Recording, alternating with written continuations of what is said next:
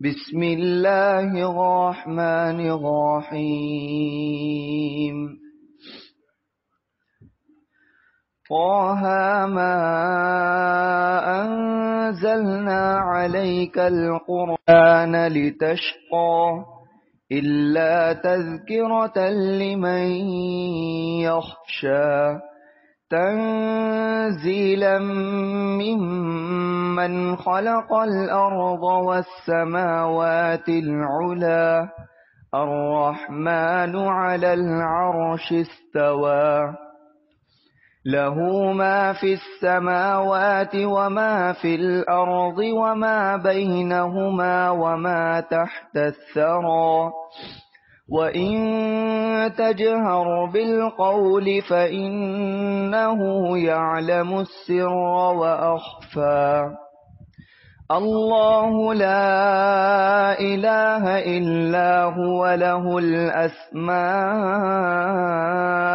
الحسنى وهل أتاك حديث موسى إذ رأى نارا فقال لأهلهم كثوا إني آنست نارا لعلي آتيكم منها بقبس أو أجد على النار هدى فلما أتاها نودي يا موسى إني أنا ربك فاخلع نعليك إنك بالواد المقدس طوى وأنا اخترتك فاستمع لما يوحى إنني أنا الله لا إله إلا أنا فاعبدني وأقم الصلاة لذكري صدق الله العظيم. مدعو نصلي على رسوله الكريم. أما بعد قال النبي صلى الله عليه وسلم الدين النصيحة اور كما قال علیہ الصلوۃ والسلام. دوستو، بزرگوں، عزیزوں، آپ حضرات کی برکت ہے اور توجہ ہے. میں اٹھ کر کوئی بیان کر دیتا ہوں. میری طبیعت بعد اب اتنی سست اور اتنی ناتواں کمزور رہتی ہے کہ اٹھنے کی ہمت نہیں پڑتی رہ کے بیان. یہ اللہ تعالیٰ مستقل بیان کرا ہی دیتے ہیں. اس بنا پر آج بھی میں بیٹھ گیا. نبی اکرم صلی اللہ علیہ وسلم کی ہر نصیحت ہمارے لیے موجب عمل ہے. نبی اکرم صلی اللہ علیہ وسلم ایک مرتبہ بیت الخلاء سے نکلے، فوراً تیمم فرما لیا. صحابہ نے کیا یا رسول اللہ، پانی تو موجود ہی تھا، آپ نے تیمم کیوں فرمایا؟ فرمایا مجھے امید نہیں تھی کہ میں پانی تک پہنچ سکوں. اس سے مراقبہ موت کی تشریعیت معلوم ہے کہ نہیں. سینجے کھانے سے نکلے اور فوراً حضور نے تیمم فرما لیا. صحابہ کو کیا صحابہ فرمایا پانی تو موجود تھا، آپ نے تیمم کیوں فرمایا؟ فرمایا کہ مجھے امید نہیں تھی کہ میں پانی تک پہنچ پاؤں گا. اس سے مراقبہ موت کی اہمیت معلوم ہے کہ نبی اکرم صلی اللہ علیہ وسلم کو موت کا گویا کہ انتظار، اس کا مراقبہ، اس کا دھیان ہر وقت رہتا تھا. اس بنا پر اللہ تعالی ہم سب لوگوں کو ان تعلیمات پر بھی عمل کرنے کی توفیق پر عمل فرمائے. اللہ تعالیٰ نے یہ کتاب دکھا دی ہے. بہت سی کتابیں ہیں، اس میں بہت میرا دل چاہا کہ نبی اکرم صلی اللہ علیہ وسلم کے خطبے کے متعلق انہوں نے لکھا ہے اچھے الفاظ میں، تو میں نے سوچا کہ اس کو میں سنا دوں. فرما رہے ہیں آج دنیا میں ہر طرف انسانی حقوق کے تحفظ کا چرچا ہے. آج دنیا میں ہر طرف انسانی حقوق کے تحفظ کا چرچا ہے، لیکن کون نہیں جانتا کہ یہ سب باتیں نقاب کے مانند ہیں. بس چرچا ہے کہ حقوق انسانی کو ادا کیا جائے، تاریخیں پڑھتی ہیں، اس کے لیے مجلسیں ہوتی ہیں، اس پر لکھ رہے ہیں مورخ. آج دنیا میں ہر طرف انسانی حقوق کے تحفظ کا چرچا ہے، ہر جگہ ہے. حقوق اللہ ادا کرو، حقوق العباد ادا کرو، ہر دن رات، لیکن اس کو لکھ رہے ہیں اس انداز پر. آج دنیا میں ہر طرف انسانی حقوق کے تحفظ کا چرچا ہے، لیکن کون نہیں جانتا کہ یہ سب باتیں نقاب کے مانند ہیں. الفاظ ہیں معانی سے بالکل خالی ہیں، جن کے پیچھے دنیا کے گوشے گوشے میں قدر حریت اور شرف انسانیت کی مٹی پلید ہو رہی ہے. جو لوگ حقوق انسانی کے ذمہ دار بنتے ہیں اور بمانگے دہل اس کی عظمت کی ضرورت کو بیان کرتے ہیں، وہ دیکھ رہا علی گڑھ کا عالم لکھ رہا ہے. گوشے گوشے میں کون نہیں جانتا کہ یہ سب باتیں نقاب کے مانند ہیں، جن کے پیچھے دنیا کے گوشے گوشے میں قدر حریت اور شرف انسانیت کی مٹی پلید ہو رہی ہے. انسانیت کو یہی لوگ حیوانیت کی بلکہ اس سے بڑھ کے شیطانیت کی چیزیں راج کر رہے ہیں. حیوانیت تو صرف نہیں، شیطانیت پر آمادہ ہے. انسانیت چھوڑیے، حیوانیت چھوڑیے، شیطانیت کو پیش کر رہے ہیں. قدر حریت اور شرف انسانیت کی مٹی پلید ہو رہی ہے. تہذیب حاضر نے انسانیت پر ظلم و ستم کے نئے طریقے ایجاد کیے ہیں. تہذیب حاضر نے انسانیت پر ظلم و ستم کے نئے طریقے ایجاد کیے ہیں، اور یہ طریقے ایسے ہولناک ہیں جن کی مثال تاریخ عالم کا کوئی تاریخ سے صفحہ بھی پیش نہیں کر سکتا. ایسا ظلم ہو رہا ہے. کیونکہ مولانا شاہ ولی اللہ صاحب انہیں باتوں کو سناتے تھے. چنانچہ جب حضرت علی گڑھ تشریف لے گئے تو ان سے ملنے کے لیے آئے. مورخ بہت اچھا لکھا ہے. انہوں نے شاہ عبدالحق محدث دہلوی کی سوانح لکھی ہیں. انہوں نے گورکھپور میں ہم لوگ تھے، مغرب بات آیا کہ دیکھو ایک انگریز ذات سوانح لکھا ہے. ایسا سنا کہ سب لوگ متاثر ہو گئے، گری اور داری جانتے بھی نہیں. حضرت کیا بالکل معمولی یہ نہیں تھا کسی تصوفی کتاب سنائی جائے جس سے عوام کو نفع ہو، دینی جذبہ ایمانی میں ترقی ہو، وہ سناتے رہتے تھے. اب یہ حضرت کی سنائی چیز سے سنا رہا ہوں.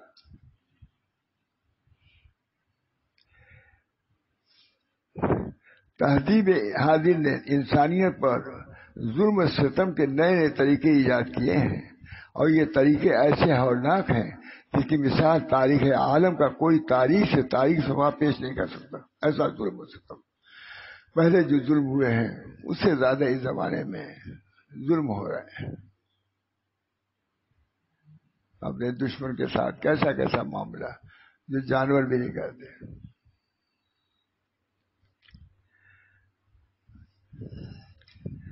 جو قومیں حقوق انسانی کی پاسبانی کے سب سے زیادہ بلند بانگ دعوے کر رہی ہیں، وہی انسان کی تباہی کے لیے نئے طریقوں کی ایجاد میں بھی سب سے آگے پیش ہے. رسول اکرم صلی اللہ علیہ وسلم کا یہ خطبہ کسی سیاسی مصلحت کا نتیجہ نہیں تھا، کسی وقتی جذبے کے پیداوار نہیں. خطبہ سنا رہا ہوں. یہ اللہ کے آخری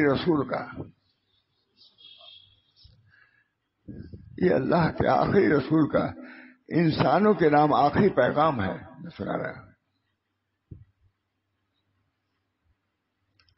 جس میں بتایا گیا ہے کہ انسان کی بقا کا راز انسانیت کے احترام میں مضمر ہے. انسانیت سب سے زیادہ ذلیل اس وقت جس میں بتایا گیا ہے کہ انسان کی بقا کا راز انسانیت کے احترام میں مضمر ہے۔ ذی الحجہ کو رسول کریم صلی اللہ علیہ وسلم اپنی زندگی کے آخری حج کے ادا کرنے کا ارادہ فرمایا۔ رسول اللہ صلی اللہ علیہ وسلم نے اپنی زندگی کے آخری حج کے ادا کرنے کا ارادہ فرمایا اور تمام ازواج مطہرات کو ساتھ چلنے کا حکم دیا، یعنی کہ ان کو چھوڑ دیں۔ سارے عالم کو پیغام دیا، اپنے ازواج بھی لے گئے۔ اسے معلوم ہے نہیں کہ جو تقریر ہے خالی دوسروں کے لیے نہیں ہے، ازواج مطہرات بنات اخوا سب کے لیے، معلوم ہے نا۔ حضور اتنے بڑے حج میں عورتوں کو بھی اپنے لے گئے کہ میں خطبہ دوں گا، تم بھی سننا، تم اس سے الگ نہیں ہو۔ نبی میں اور ملک میں یہ فرق ہے، نبی اپنی تعلیمات کا خود مکلف سمجھتا ہے اس پر عمل کرنے کا، اسی طریقے اپنے اولاد کو بھی مکلف کرتا ہے، بخلا ملک بادشاہ کے خود ان قوانین پر عمل کرنے کو سوچتا بھی نہیں ہے، دوسروں پر نافذ کرتا ہے۔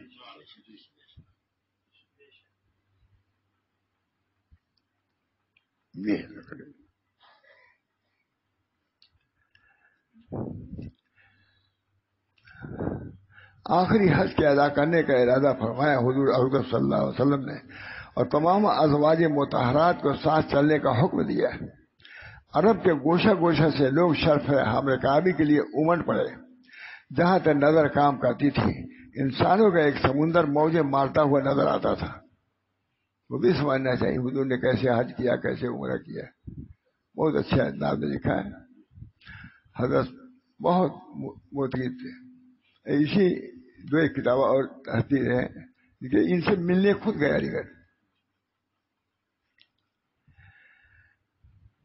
انسانوں کا ایک سمندر موجیں مار رہا تھا، موج مارتا ہوا نظر آتا تھا۔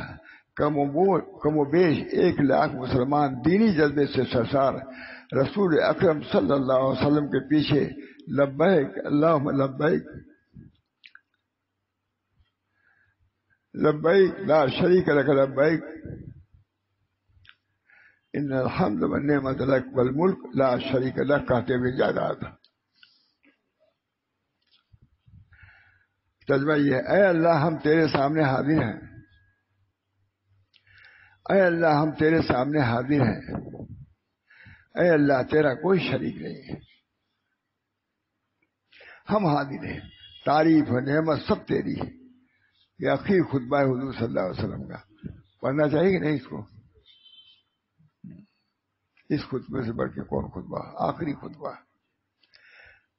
تعریف و نعمت سب تیری ہے اور سلطنت اس سلطنت میں تو کوئی شریک تیرا نہیں ہے۔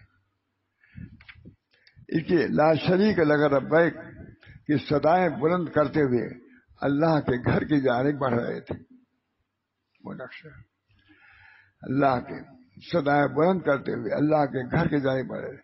لیکن آج کا ہجوم اپنی نوعیت کا عدیم المثال تھا، آج کا ہجوم عظیم المثال اللہ کے مقدس ترین بندوں کا، دیکھیں کتنے صحابہ کی تعریف کر رہے ہیں، اللہ تعالیٰ کے مقدس ترین بندوں کا یہ قافلہ کامل ترین انسان کی قیادت میں،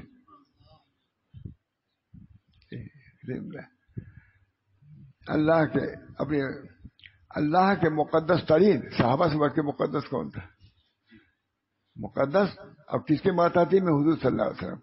بتائیں گے نہیں جب رہا اللہ کے مقدس ترین بندوں کا یہ قافلہ کامل ترین انسان کی قیادت میں اس طرح چل رہا تھا کہ زمین سے آسمان تک قبول و اعتراف کا نور برستا ہوا ہے۔ آگے حضور صلی اللہ علیہ وسلم لاکھوں صحابی موجود،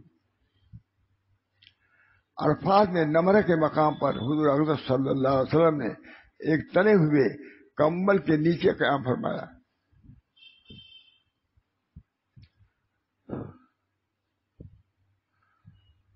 اور دوپہر کے بعد اپنے ناقہ پر سوار ہو کر پکارا، ایھا الناس یا ایھا الناس اسمعوا قولی، اے لوگوں میری بات سنو۔ اہتمام ہوا کہ نہیں؟ سننے کا اہتمام اور پھر سنانے کا بھی اہتمام۔ سنو، ہم سنا رہے ہیں، اے لوگوں میری بات سنو. پھر اس کے بعد ارشاد فرمایا یا ایھا الناس اسمعوا فإنی لا ادری لعلی لا القاکم بعد عامی. سنو میری بات، شاید کہ اس کے بعد مجھ سے ملاقات نہ ہو سکے. دردناک خطبہ ہے کہ نہیں؟ سنو، کیونکہ یہ شاید میں اس سال کے بعد اس جگہ میں، اس مہینے میں، اس شہر میں تم سے نہ مل سکوں. زبردست خطبہ. سنو، اس سال کے بعد اس جگہ، اس مہینے میں شاید میں نہ مل سکوں، میری موت ہو جائے گی. سناتے تھے وہ، ساری امت کو سنایا. ہم لوگ سننے لائق ہیں کہ نہیں؟ جو محتاج ہیں کہ نہیں، وہ خاطر نہیں سکو سب کے لیے وہ سب پوری امت ہے. ہمارے حضرت کو بہت اہتمام تھا. یہ تو نہیں سناتے تم، بہت اہتمام. آخری خطبہ حضور کا، آخری خطبہ.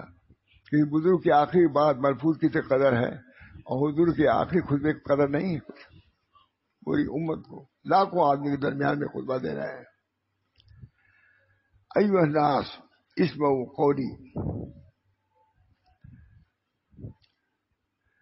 اسمعوا فإنی لا ادری لعلی لا القاکم بعد عامی ھذا فی موقفی ھذا فی شہر ھذا ھذا فی بلدکم ھذا. لوگوں سنو، کیونکہ شاید میں اس سال کے بعد اس جگہ، اس مہینے میں، اس شہر میں تم سے نہ مل سکوں. اہتمام معلوم ہے کہ نہیں؟ دین حق کو پہنچانے کا اہتمام نبی کو تھا. نبی کی سنت میں ان کے خلفاء کو بھی چاہیے دھات ہو کہ دین کو پہنچاؤ. ہمارے حضرت بہت کہتے تھے، فرماتے تھے کہ اے لوگوں کو اپنے تکلیف نہ پہنچاؤ، رسول اللہ صلی اللہ علیہ وسلم تک پہنچاؤ. ہاں تم اپنے تو پہنچاتے ہو کہ مرید ہو گئے، پیر ہو گئے، جماعت بن گئی نا. تم کو آگے بڑھنا چاہیے. اس جماعت کو حضور سے جا کے ملاؤ، تب کامیاب ہو گئے. ورنہ اپنے تک رکھو گے، اپنے ہی تک رہ جاؤ گے. یہی بات ہے، یہ حضرت کی بات ہے. پیروں سے کہتے تھے، مشائخ سے پہنچتے تھے، اس سب لوگوں کو اپنے تک نہ رکھو، آگے بڑھاؤ. تمہارا کام اپنے تک پہنچانا نہیں ہے، تمہارا کام نبی اکرم صلی اللہ علیہ وسلم تک پہنچانا ہے. اب نہ ڈھونڈیں گے، ہرگز پتہ مل گیا. جب نبی مل گیا پھر خدا مل گیا. نبی تک پہنچاؤ. یہ حضرت موحد تھے، ان کے ملفوظات الگ ہیں، اور حضرات سب ملفوظات تو لکھے ہی ہوئے ہیں. ماشاء اللہ، یہ ملفوظات یہ سناتے تھے.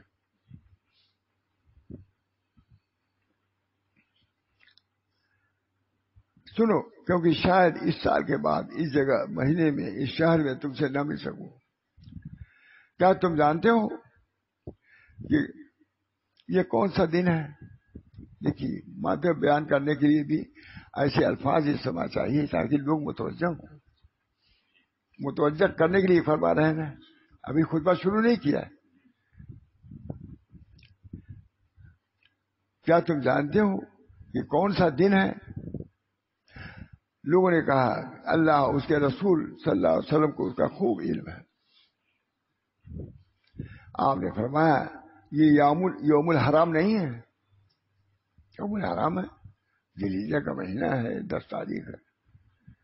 اب دیکھیے صحابہ کی فرائض دیکھیے، نیسٹی دیکھیے. سب سے پہلے ان کو اپنے علم کی نفی کرائی گئی.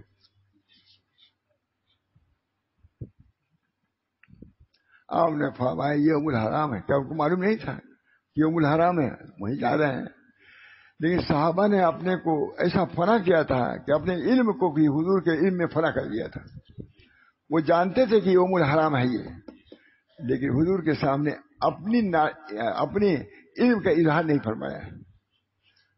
فاعلم، جانو، سب سے بڑا تصوف کا اصل مسئلہ فنا ہے.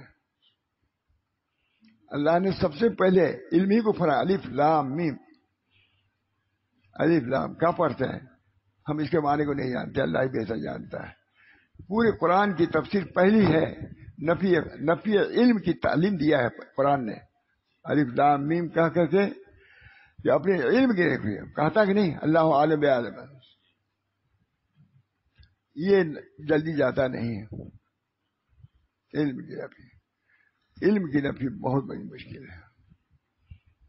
صحابہ کرام، خود حضور صلی اللہ علیہ وسلم، تمام صحابہ کرام، حضور صلی اللہ علیہ وسلم، بعد میں ہمارے علماء اور صوفیہ نے علم کی نفی کا اہتمام فرمایا ہے. خود بہت مشہور واقعہ ہے، دفعہ میں نے بیان کیا، گجراتی میں بیان کیا ہے. ایک عالم آئے ماشاء فضل الرحمان صاحب کے یہاں، کہا آپ کا کیا نام ہے؟ مجھ کو مولانا شیخ محمد صاحب کہتے ہیں. یہ خان تھا، اس میں افغانستان سے آئے تھے. مجھ کو فراق خان صاحب کہتے ہیں. مولانا بھی کہا لا حول ولا قوت. محتمی صاحب تھے اس وقت، بہت خوش ہوئے. محتمی موجود تھے، بہت بڑا مجمع تھا. کہا وہی جو درمیان میں پڑتا ہے. تو شاہ صاحب نے کہا، انہوں نے کہا آپ کون ہیں؟ کہا مجھ کو فراق خان صاحب کہتے ہیں، افغان کے تھے، فراق خان صاحب کہتے ہیں. کہا لا حول ولا قوت، آپ کو شرم نہیں آتی کیا آپ اپنے کو اپنی زبان سے مولانا کہتے ہیں؟ کہا اچھا بتائیے آپ کس لیے آئے ہیں؟ کہا میں اسی کو فنا کرنے کے لیے آئے. یہ مولانیت جو ہمارے دل میں ہے، جو انہوں نے کہا تھا نہیں میں فلاں مولانا صاحب مولانا غلام محمد ہوں، یہ کہا آپ کو شرم نہیں آتی کہ اپنے کو مولانا کہتے ہیں؟ اس کے بعد جب غصہ ہلکا ہوا، کہا تم کیسے آئے؟ کہا اسی کو فنا کرنے کے لیے آیا ہوں. یہ مولانیت جو ہے، علم کا ناز اور غرور، اس کو توڑنے کے لیے آپ کیا ہے؟ بس سینے سے چپکا لیا، تب بہت اچھے آدمی تم ہو. معلوم ہے کہ اچھی چیز مولانیت کا اظہار نہیں ہے، اچھی چیز مولانیت کے اخفا ہے. قطع نظر قرآن نے پہلے سکھایا ہے. اللہ عالم، الف لام میم لا علم مراد ہے کہ سب سے پہلے جو اللہ نے جو تعلیم دیا ہے وہ نفی کی دیا ہے. اپنے علم کی نفی کرو تب آگے بڑھو. الف لام میم اس میں کہو ہم نہیں جانتے، اب ذالک کتاب کی تصحیح کرتے رہو. سمجھے؟ ماشاء اللہ سر، یہ تم جانتے ہو کہ یہ کون سا دن ہے؟ لوگوں نے کہا اللہ اور اس کے رسول کا، اللہ اور رسول کو اس کا خوب علم ہے. آپ نے فرمایا یہ یوم الحرام ہے. کیا جانتے ہو کہ یہ کون سا شہر ہے؟ لوگوں نے کہا اللہ اور اس کے رسول کا اس کا خوب علم ہے. آپ نے فرمایا بلند یہ بلد الحرام ہے. دیکھیں انہوں نے اپنے نفس جو یقینی اور بالکل بدیہی علم تھا کہ بقرعید کا دن ہے، لیکن کہا اللہ اور رسول والو. معلوم ہوا کہ کسی کہہ جانے کے بعد علم کی نفی پہنے. حضرت تھانوی رحمۃ اللہ علیہ کے ایک عالم گئے، انہوں نے عربی میں خط لکھا تعلق پیدا کرنے کے لیے، اصلاحی تعلق. لکھا حضرت نے کہ مفید کو مستفید سے اعلیٰ ہونا چاہیے. جو فائدہ پہنچانے والا ہے اس کو آگے ہونا چاہیے مستفید سے. مفید میں ہوں، مجھ کو عربی لکھنے پہ قدرت نہیں ہے. مستفید آپ ہیں، آپ لکھ رہے ہیں، تو مجھ سے آپ اعلیٰ ہوئے تو اعلیٰ کو ادنا سے علم حاصل نہیں کرنا چاہے. میں آپ کے تعلق سے معذور ہونے چلے جائیے. مفید کو مستفید سے اعلیٰ ہونا چاہیے. آپ اپنے کو یہ لکھ رہے ہیں سب اصلاح ہوگی کہ نہیں؟ اصلاح. علم کی نفی سب سے بڑی چیز ہے. ہمارے حضرت کہتے تھے کہ میں بعض بزرگوں کے ہے کہ وہ جھاڑو دلواتے تھے، بعض کچھ کہتے ہیں اس سے کیا ہوتا ہے. وہ بھی ایک، میں مجدد تو نہیں کہتا مولانا کو، لیکن مجتہد ضرور کہتا ہوں ماشاء اللہ کو. مجتہد ابھی پھر نقل کرنا آسان نہیں، وہ آدمی بڑے آدمی کی ہے. وہ کہتے تھے جا کے جھاڑو دو عالم سے. حضرت فرماتے تھے کہ جھاڑو دینے سے کیا اس کا کبر ختم ہو جائے گا اور بڑھ جائے گا. کہ میں وہ ہوں کہ شیخ کہنے کے مطابق جھاڑو دے رہا ہوں اور بڑھے گا کہ میں اس قابل ہوں کہ خلافت دیا جائے جلدی سے. مفید کو فرمایا جاتا ہے مفید کو مستفید سے اعلیٰ ہونا چاہیے. آپ لکھنے پر قادر ہیں عربی، میں لکھنے پر قادر نہیں، تو میں ادنا ہوا آپ سے، اور ادنا سے اعلیٰ کو فائدہ نہیں پہنچ سکتا جب تک جھکائیے نہیں ہمیں. اس قسم کی تعلیم و تربیت ہوتی تھی. حضرت ماتھانی رحمۃ اللہ علیہ کے ایک عالم گئے اور کہا حضرت میں آپ سے تعلق رکھوں گا. رکھیے، لیکن اثناء قیام میں مکاتبت اور مخاطبت ممنوع. اثناء قیام میں نہ مکاتبت کریں آپ نہ مخاطبت کریں. تو کچھ جو بات کر رہے تھے علمی تو رہتے تھے، حضرت تھانوی کیا سبھی رہتے تو علماء ہی تو رہتے زیادہ، آپس میں بات کر دیے، وہ بھی بول رہی کہا آپ سے یہ معاہدہ تھا کہ اثناء قیام میں نہ مخاطبت کریں گے نہ مکاتبت کریں گے. اس وقت آپ کی نکل جائیے مجلس سے. وہ بیچارے بھی کھڑے ہو گئے. یہ علماء کی اصلاح، کھڑے ہوئے. کہیے، کہا مجھے یاد تھا. انہوں نے پہلے کہا نا کہ میں بھول گیا تھا. کہا غلط، مجھے آپ نکل جائیے مجلس سے جائیے تھانہ بان. مجھے یاد آیا تھا وہ بات. کہا آپ نکل جائے، عالم تھے. کہا تھا میں صحیح بات کہوں گا. کہیے. کہا مجھے یاد تھا مگر جب سب عالم لوگ بات کر رہے تھے تو میں اس لیے بول دیا تھا کہ سمجھا جاؤں کہ میں بھی عالم ہوں. کہ میری یہی تجویز تھا، بیٹھ جائیے. خون دل پینے کو، لخت جگر کھانے کو یہ غذا ملتی ہے جانا تیرے دیوانے کو. جس عالم کو ناز ہو، ختم ہو گیا کہ ناز. سب سے بڑا پندار علم کا پندار ہے. علم کا پندار یہ جلدی جاتا نہیں. کتاب ہے اس میں لکھا ہوا ہے کہ سب سے اخیر میں جہاں کے مر سے آدمی نکلتا ہے وہی جہاں. ابن ماجہ کے اخیر میں. اس وجہ سے اس طریق کا حاصل جیسے اور چیزوں کی نفی اپنے علم کی نفی. تو حضرت تھانوی نکال دیا ان کا. کہا میں بتاؤں گا. حضرت بول دیے تھے درمیان میں. فرمایا حضرت نے کہ آپ سے یہ معاہدہ تھا کہ اثناء قیام میں ہم مکاتبت اور مخاطبت نہیں کریں گے. کہا میں بھول گیا تھا. کہا غلط، جائیے باہر نکلیے. پھر کھڑے کہا میں بتلاؤں گا. کہا مجھے یاد تھا یہ سب. دیکھیے مگر سب لوگ بات کر رہے تھے علمی، تو میں نے کہا مجھ کو بھی بولنا چاہیے تاکہ معلوم ہو جائے کہ میں بھی عالم ہوں. یہاں پگڑی اچھلتی ہے، اسے میں خانہ کہتے ہیں.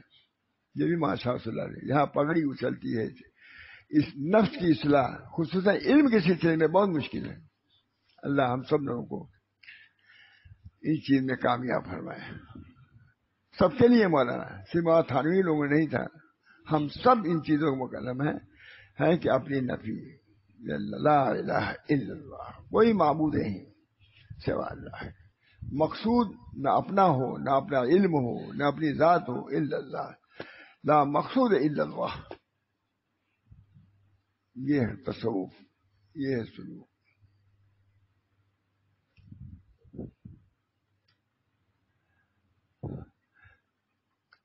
جانتے ہو کہ یہ کون سا دین ہے؟ لوگوں نے کہا اللہ اس کے رسول اس کو خوب جانتے ہیں. آپ نے فرمایا یہ یوم الحرام ہے. کیا جانتے ہو کہ یہ کون سا مہینہ ہے؟ لوگوں نے کہا اللہ اور رسول. یہ نفی ہے. سب جانتے تھے ذی الحجہ کا مہینہ ہے، ذی الحجہ کا دن ہے یہ، لیکن حضور کے سامنے یہ نہیں کہا کہ ہاں یہ دن ہے.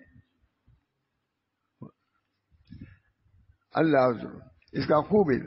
آپ نے فرمایا یہ بلد الحرام ہے. کیا جانتے ہیں کہ یہ کون سا مہینہ ہے؟ لوگوں نے کہا اللہ اور رسول کو اس کا علم ہے. آپ نے فرمایا شہر حرام ہے. فراد نبوت کی بجاوری 13 سال کے مسلسل جدوجہد کا اعتراف ایک طرف انسانی زبانوں کا ٹھٹکار ہے. انہوں نے دیکھنا یہی ہے کہ انہوں نے اپنی نفی کیا ہے. ہمارے حضرت فرماتے تھے کہ عالم کی اصلاح یہ ہے کہ اپنے علم کی کمی کا اعتراف کر لیں. سب سے بڑی اصلاح ہے اپنے علم کی نفی کا اعتراف کریں. ہم لوگ پڑھاتے رہتے تھے حضرت ویل لکل ہمزۃ لمزۃ الذی ہے. وہ آگے بڑے مولانا صاحب، ہم نہیں کہوں یہ سمجھیں خالی بڑے آ گئے. کہا تم بہت بڑے بڑے مولوی صاحب کہلاتے ہو، بتاؤ ویل لکل ہمزۃ لمزۃ کیا ترجمہ ہے؟ اب جلدی سے کس کو یاد ہوتا ہے کہ ہمزہ اور لمزہ کا فرق کرے. کہا تب تم کو کیوں بڑے مولوی کہتے ہیں؟ بولی بڑے مولوی تم کو اس سورہ کا ترجمہ نہیں آتا، تم بڑے مولوی ہو گئے. اور ہم لوگوں کے باپ کی عمر کے تھے وہ، ان سے کہا تھا. اسے بڑھ کر اللہ تعالی ہم سب لوگوں کو علم کا غرور یا مال کا غرور، جاہ کا غرور، جب تک اسے نہیں نکلے گا. یہ جاہ ہے، جاہ یہ تالاب میں جاہ ہوتا ہے، اس میں پھنس جاتا پھر نکل نہیں پاتا. کہا یہ جو جاہ، یہ کبر غرور، یہ جاہ ہے، باطنی جاہ ہے. جو جاہ میں آیا چاہ میں گیا، کنویں میں گیا، وہ نہیں نکل سکتا. سب سے پہلے علم کا طغیان، ان للعلم طغیان کمال المال. حجت اللہ البالغہ میں ان للعلم طغیان کمال المال، علم کے لیے بھی طغیان ہے جیسے مال کے لیے. مجموع بہار میں دکھا دوں گا، لیکن آگے سنیے. حضرت فرماتے کذا پھر عبادت، عبادت کے اندر بھی طغیان ہے. ابلیس عبادت کے طغیان میں مارا گیا. ان علم طغیان کمال المال، علم کے لیے بھی سرکشی ہے، مانتا نہیں جلدی. تو حضرت نے فرمایا خالی علم ہی میں نہیں، عمل میں. تو شیطان کو طغیان تو عبادت ہی میں تھا، اس سے زیادہ میں اس سے زیادہ عالم. ان للعلم طغیان کمال المال، علم کے لیے بھی طغیان ہوتا ہے. مجموع صاحب مجموع لکھتے ہیں. تو حضرت نے آگے بڑھایا، شاید لکھ بھی دیا ہو، کذا فی العبادت، عبادت میں بھی طغیان ہوتا ہے. عبادت کرنے سے آدمی کے اندر نرمی آنی چاہیے، پستی آنی چاہیے، نیستی آنی چاہیے. اس کے بعد بھی اپنے کو کچھ سمجھے، معلوم عبادت کا کوئی اثر تم پر نہیں. یہ خانقاہ، اس کی اصلاح، جو تھوڑا سا ذکر شغل کر لیے، اس کی وجہ سے تم پڑھے نہیں، اس کی وجہ سے اور جھکنا چاہیے، انانیت کو مٹنا چاہیے. یہ کہ ہم فلاں بدو کہہ رہے ہیں. حضرت تھانوی سے حضرت ہمارے حضرت نے فرمایا کہ حضرت فلاں آدمی کا یہ حال ہے اور فلاں بزرگ کی خدمت میں رہا ہے. یہ ہمارے شاہ رسول اللہ صاحب کا کتنی میں تو سنا ہے.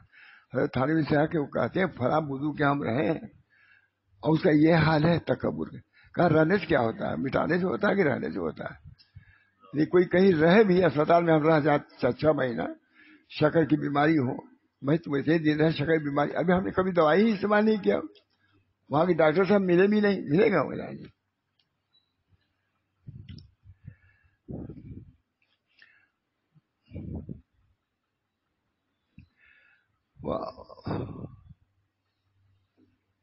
لوگوں نے کہا اللہ اور اس رسول کو اس کا خوب علم ہے. آپ نے فرمایا بلد الحرام ہے.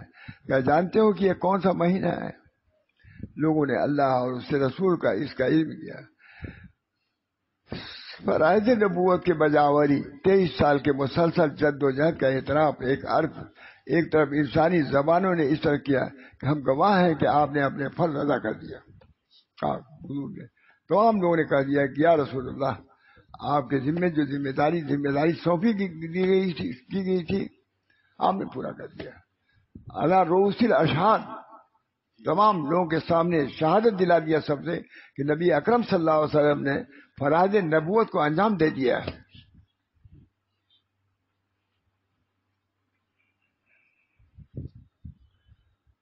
فرائض نبوت کے بجاوری 23 سال کے مسلسل جد و جہد کا اعتراف ایک طرف انسانی زبان نے اس طرح کیا کہ ہم گواہ ہیں کہ آپ نے اپنا فرض ادا کر دیا. ایک طرف اعلان خدابندی ہے الیوم اکملت لکم دینکم واتممت علیکم نعمتی ورضیت. تم نے جب اقرار کر لیا تو ہم کہتے ہیں آج تمہارے دین کو ہم نے مکمل کر دیا ہے، ہم کو مکمل دین ملا ہوا ہے. سب سے بڑی نعمت امت محمدیہ کی یہ ہے کہ دین کامل اس کو ملا ہے. نہ امت عیسوی کو ملا، نہ امت موسوی کو ملا، کسی کو تکمیل دین کی تکمیل نہیں ملی سوائے رسول اللہ صلی اللہ علیہ وسلم کی امت کے. یہ امت اس میں امتیازی شان رکھتی ہے. اب اس کو کسی طرف نظر کرنے کی ضرورت نہیں ہے. عیسیٰ علیہ السلام کے زمانے میں منتظر تھے کہ حضور صلی اللہ علیہ وسلم آئیں گے تو دین کو مکمل کریں گے، یہ تھا کہ نہیں؟ حضور کے آنے کے بعد اب ہم کو کسی طرف دیکھنا نہیں ہے، چلو آگے بڑھو. وہی ان کے علوم ہوں گے، وہی معارف ہوں گے، وہی مجاہدات ہوں گے، وہی ریاضات ہوں گے، تب کامیابی ہوگی، تب سفر تمام ہوگا. الیوم اکملت لکم.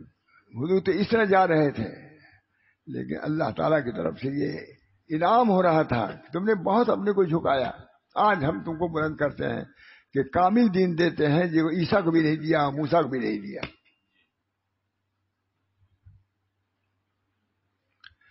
کون قدر کرتا ہے؟ پتا بھی نہیں ہم کس امت کے ہیں، کیا کرنا ہے ہم کو۔ الیوم اکملت لکم دینکم واتممت علیکم نعمتی ورضیت لکم۔ حضرت عائشہ تقریر کرتی تھی زبردست، ان کے یہاں گئے، حضرت معاویہ کوئی نصیحت کیجیے، نصیحت کر دیا، کہا بہت عمدہ نصیحت ہے کہ اللہ تعالیٰ کے سامنے اپنے کو جھکاؤ، فنا کرو، اپنے علم کی بھی نفی کرو، ہے نا؟ الیوم اکملت لکم دینکم واتممت علیکم نعمتی۔ ہم کو دین کامل ملا ہوا، ہم کو شکر ادا کرنا چاہیے۔ نسخہ حکیم کہتا ہے بھائی دیکھو یہ آخری نسخہ ہے، قدر کی نکاح دیکھتا ہے رکھتا ہے، یہ حکیم اجمیری کا نسخہ ہے، یہ فلاں کا نسخہ بولتے ہیں، یہ اللہ کا نسخہ ہے امت محمدیہ کے لیے۔ یہ مکتوب رب العالمین ہے الی امت محمدیہ، رب العالمین کا یہ خط ہے امت محمدیہ کے نام۔ اب اس کے بعد کوئی خط لکھنے والا نہیں، لکھنے والے تو ہیں لیکن اب کسی کو خط لکھا نہیں جائے گا۔ الیوم اکملت لکم دینکم واتممت علیکم نعمتی ورضیت لکم الاسلام دینا۔ آج کے دن میں نے تمہارے لیے دین کو کامل کر دیا ہے اور اپنی نعمتیں پوری کر دی۔ معلوم ہے کہ دین کی تکمیل ایک نعمت تھی کہ ہم لوگ کے احساس نہیں۔ دین کی تکمیل ساری امت کے لیے ایک نعمت ہے کہ ہم کو دین کامل دیا گیا ہے۔ اسی وجہ سے کہا کہ انا اعطیناک الکوثر فصل لربک وانحر ان شانئک هو الابتر۔ ہم نے آپ کو کوثر دے دیا، دین کے کمال کی جو ایک جزا تھی وہ دے دیا ہم نے آپ کو۔ وحی الہی کا جو سلسلہ، وحی الہی کا جو سلسلہ غار حرا کے تنہائیوں میں شروع ہوا تھا۔ غار حرا ہم گئے ہیں کہیں؟ نہیں گئے، گئے نا؟ ہاں ہم بھی گئے ہیں، اثر باغ گئے، بہت بلندی پر ہے، تھوڑا سا کسی آ رہا تھا عبداللہ بن کے چلو چوٹی پہ چڑھ گئے ہم لوگ، الحمدللہ، پھسلنے کا بھی ڈر تھا، سب کچھ ہو، چلو غار حرا میں پہنچ گئے، وہاں سے کعبہ کو دیکھ رہا تھا۔ غار حرا، اللہ کیسا غار ہے! اب یہاں جانا ہے، اب یہی کہ سیدھے یہاں چلے، ایسا کرنا ہے، اس میں سمجھنا پڑتا ہے کس طرح جا کے یہاں پہنچے، وہاں بھی تھوڑا سا امتحان ہوتا ہے۔ میں نے کہا عبداللہ سے صحیح سے، عبداللہ سے کہا تم گئے؟ میں نے کہا یہاں آنے کے بعد غار حرا تم نہیں دیکھو تو غیرت کی بات ہے۔ کہاں وہی نازل ہوئی، کون سی مشکل ہے؟ سین دیکھنے کے لیے کہاں کہاں لوگ جاتے ہیں، ہم تو سین دیکھ کے آ رہے ہیں کشمیر سے، ہم تو نہیں گئے کہیں، تھوڑا جگہ جا رہے ہیں، جھیل دیکھنے جا رہے ہیں۔ ہم سوچتے تھے جا دیکھو، جھیل دیکھ کے آ رہے ہیں، چوٹی دیکھ کے آ رہے ہیں کشمیر کی، کیا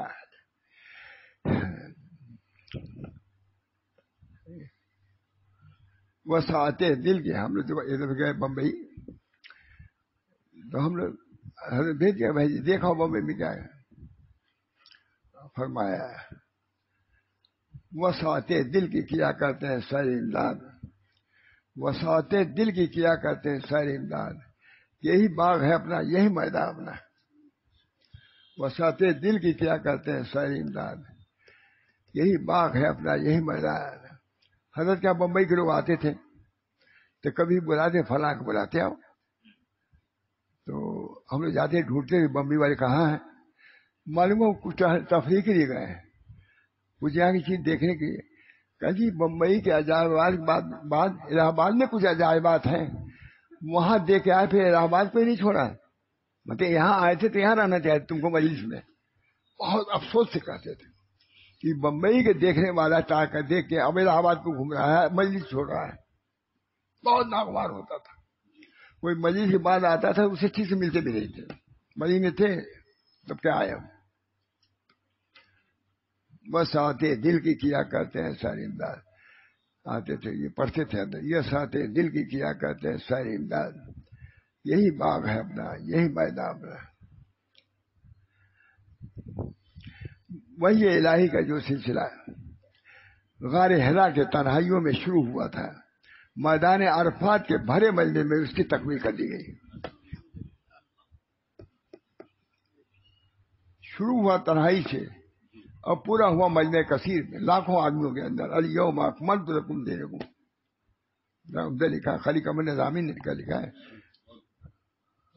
حضرت آپ دیکھیں، حضرت اپنی مجلس میں یہ کتاب بھی سنا، کتاب نہیں تھی، اس چیز کو بھی سنا۔ خلیق امن نظامی پروفیسر تھے، یہ تھے، لیکن سے ملنے ایک اور باتیں ہیں، ملنے گئے، کہا کہ میں ان سے ملنے کے لیے نہیں آیا ہوں، ایسی عبارت لکھی تھی عمدہ جس کی بنا پر ان سے ملنے آیا۔ گئے تھے، تشریف لے گئے، بنا پر ہم لوگ بھی گئے، بہت بڑا کتب خانہ، اور انہوں نے کہا کہ یہ اتنا بڑا کتب خانہ میں نے جمع کیا ہے تاکہ اب وہاں تھانے میں لکھوں۔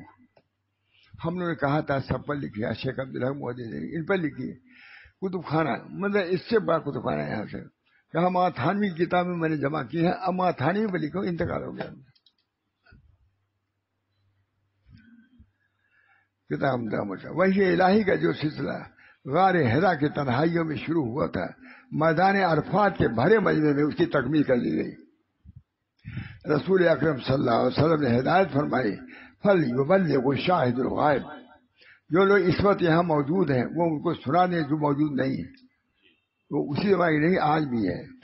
ایسی باتوں کا چرچا ہونا چاہیے۔ حضرت کے مجلس سے جو لوگ اٹھتے تھے تو وہاں آگے جگہ خالی ہے، سب جمع ہوتے تھے، حضرت مجلس جگہ پر بیٹھے رہتے تھے، اور جا کے جتنے لوگ تھے صرف حسد کے بات کرتے تھے۔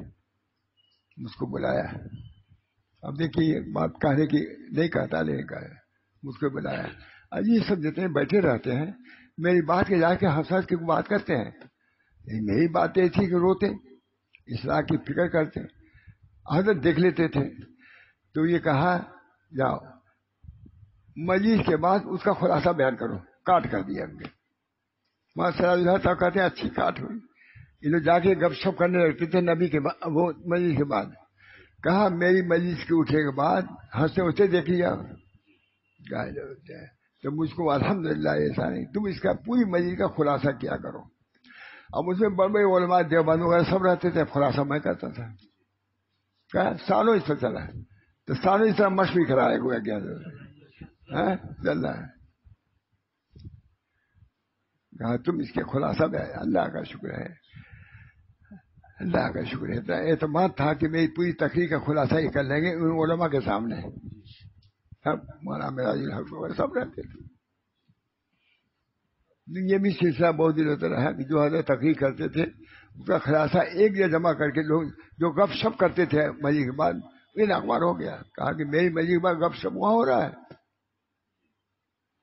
یہ سب سنا دیتا ہوں میں۔ یہ بھی تعلیم ہے، جہاں رہو وہاں کے دیکھو، ایک ایک چیز دیکھنے کی ہے، یہاں تو یہی دیکھنا ہے، نہیں اس سے بڑھ کے کوئی چیز نہیں۔ دل کو دیکھو، اپنے دل کی کیا حالت ہے، اللہ تعالی ہمارے دل کو درست فرما دے۔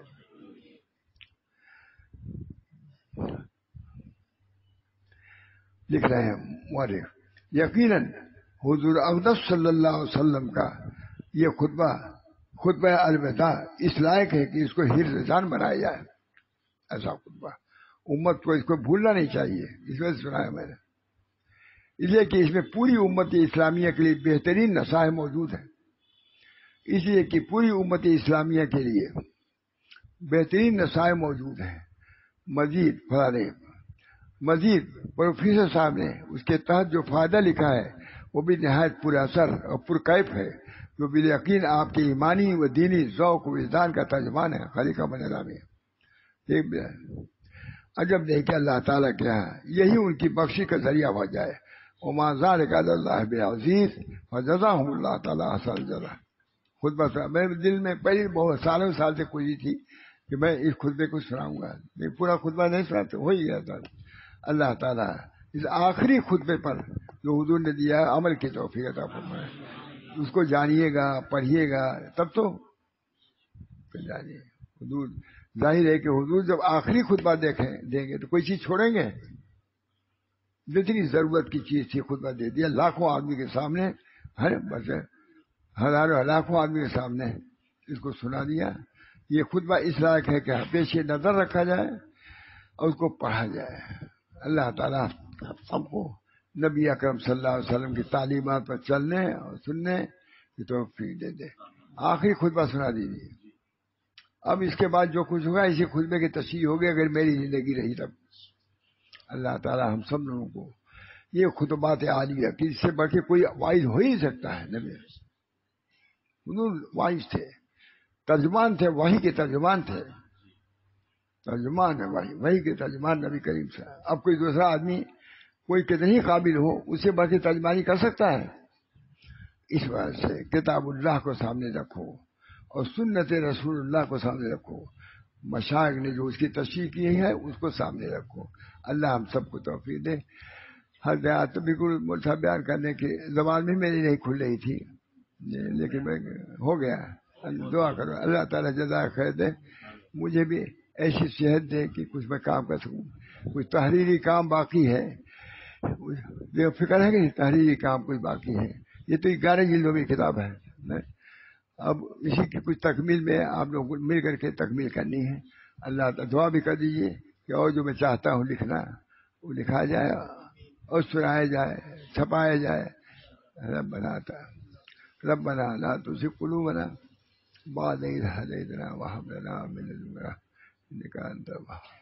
ربنا ظلمنا أنفسنا وإن لم تغفر لنا وترحمنا لنكونن من الخاسرين برحمتك يا أرحم